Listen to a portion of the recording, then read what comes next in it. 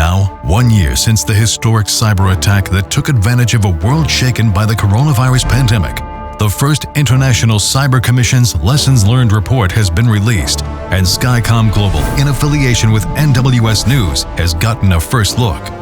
So what can be learned from the successes and failures of emergency planning and response strategies around the globe? Analysts have put together the facts, showing what worked best to protect and support people, communities, and industry during the unprecedented cyber attack.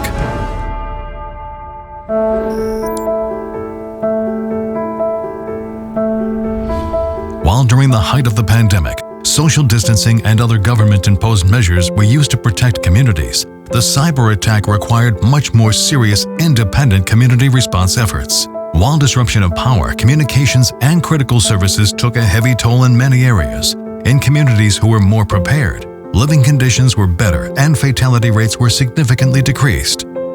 What were the most important factors in community crisis preparedness?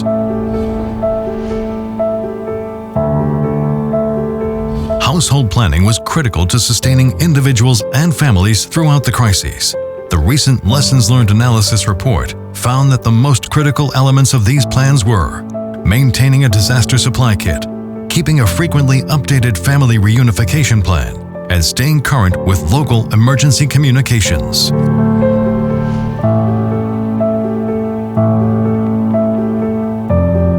Community planning added significant value to individual and family preparedness efforts, since it helped community members gain a better understanding of their local emergency operations and services, as well as initiating discussions between neighbors that led to increased cooperation throughout the crisis. Even in regions where pre-planning started only shortly before the attack, it still played an important role in minimizing community impacts.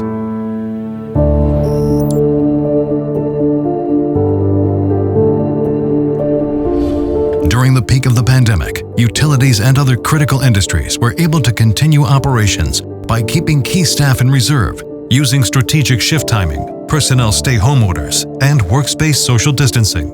But during the cyber attack, because of the damage that was done to many of the world's electric grids and other lifeline facilities, maintaining even minimal functionality became a much more difficult task. In some areas, power companies effectively implemented Black Sky-class Black Start emergency protocols that selected critical assets for minimum grid restart, allowing them to prioritize early power restoration for critical community facilities. In others, it was the emergency preparedness efforts of many organizations that played the most significant role in minimizing service disruptions and outages. What did analysts find to be the most important factors for both power companies and other critical facilities in their review of the world's most successful emergency preparedness efforts? Number 3. Mutual assistance. Mutual assistance was one of the most significant factors that helped to restore and sustain critical infrastructures and services in regions around the globe, both for organizations with pre-coordinated agreements and for those that developed crisis-time ad hoc initiatives. Number 2. Emergency preparedness for long-duration power outages. In the many regions that lost electricity, organizational preparedness for long-duration power outages was critical in keeping essential services and resources available.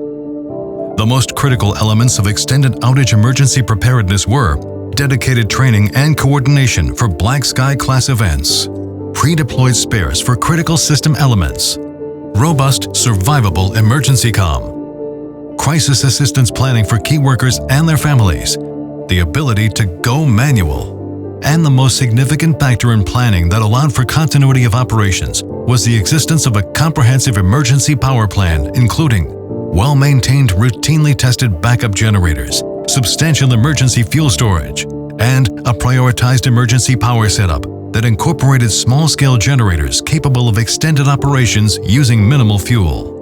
And finally, the most important factor in emergency preparedness for the attack was robust cyber protection. Those organizations that had more secure digital architecture were both better protected and better equipped to quickly disconnect from external networks when the cyber attack hit. The most critical elements of cyber hardening were establishing cybersecurity as an acknowledged business priority, implementation of aggressive mitigation standards for new equipment purchasing, frequent updating of security software, effective supply chain risk management, implementation of regulatory resilience metrics, ongoing employee cybersecurity training, and keeping comprehensive, up-to-date, secure golden image databases.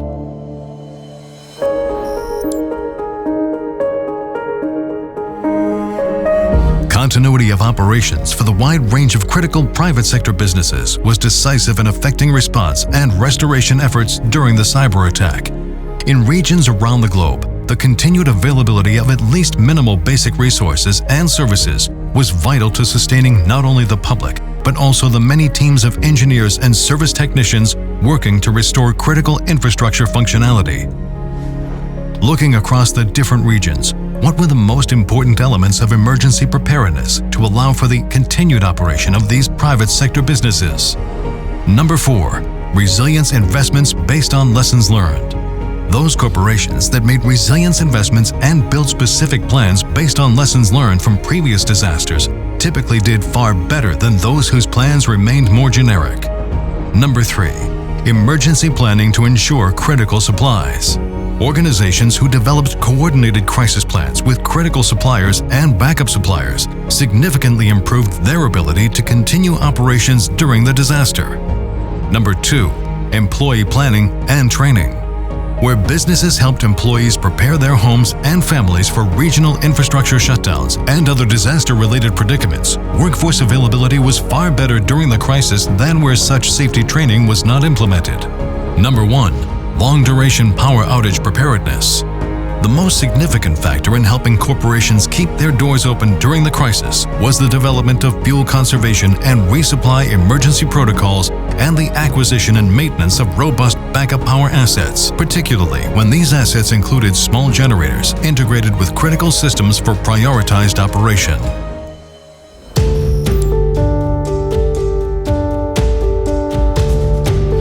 During both the pandemic and the cyber attack, effective leadership in all phases of the crisis proved to be one of the most dependable predictors for continuity of operations in both corporations and government agencies. Organizations reported that the most successful leadership strategies were: Number 5. Hosting regular advanced emergency planning and training sessions. Number 4. Providing well-defined priorities and clear guidance, particularly in regard to crisis time resource management. Number 3. Actively gathering information to guide decision-making. Number 2. Keeping up to date with both cybersecurity reporting and protocols, and establishing safety practices as a primary organizational objective in all levels of corporate culture. Number 1. Unity of action.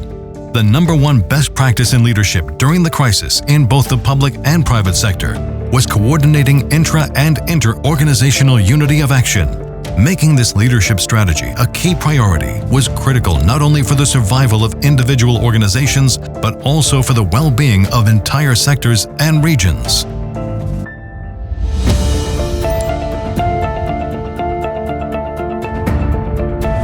Communication outages became a serious issue in many regions during the cyber attack. What was critical in sustaining communications when standard COMM went down?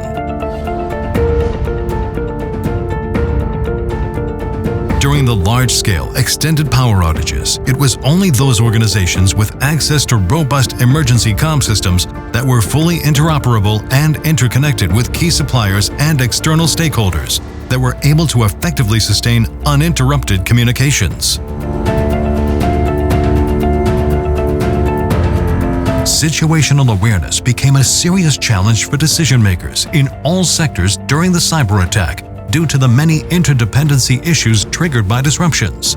Though still widely unavailable and with limited compatibility, cutting-edge, multi-sector decision support systems with embedded hazard-secure sensors proved to be the most effective tool in supporting crisis management operations.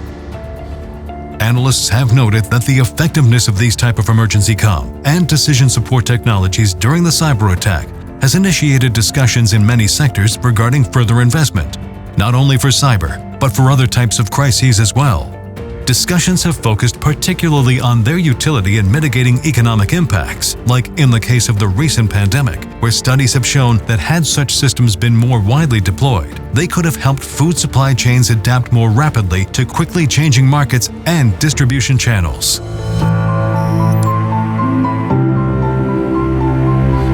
While the emergency preparedness and restoration efforts of many individual organizations were important in fostering global recovery, it was the insight of a small international group of banks, financial institutions, and utilities that was most instrumental.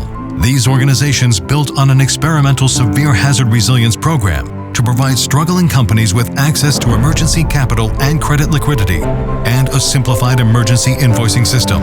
This crisis aid effort grew into what would become known as the Global Business Continuity Financial Plan, the financial mechanism that would serve as the backbone of the precarious crisis-time global economy. This visionary plan established protocols for emergency financial operations, a coordinated, prioritized central bank intervention plan, crisis-time credit liquidity and capital access for corporations and their suppliers, emergency COMM compatible invoicing, government-backed emergency insurance assistance, and many other financial services that help to keep critical resources available and stabilize markets. Today, around the globe, nations and leading corporations are prioritizing resilience investment, upgrading their emergency tools, and updating crisis strategies so they'll be prepared when the next extreme black sky class event threatens to disrupt the functioning of the critical infrastructures that support our fast-changing modern world.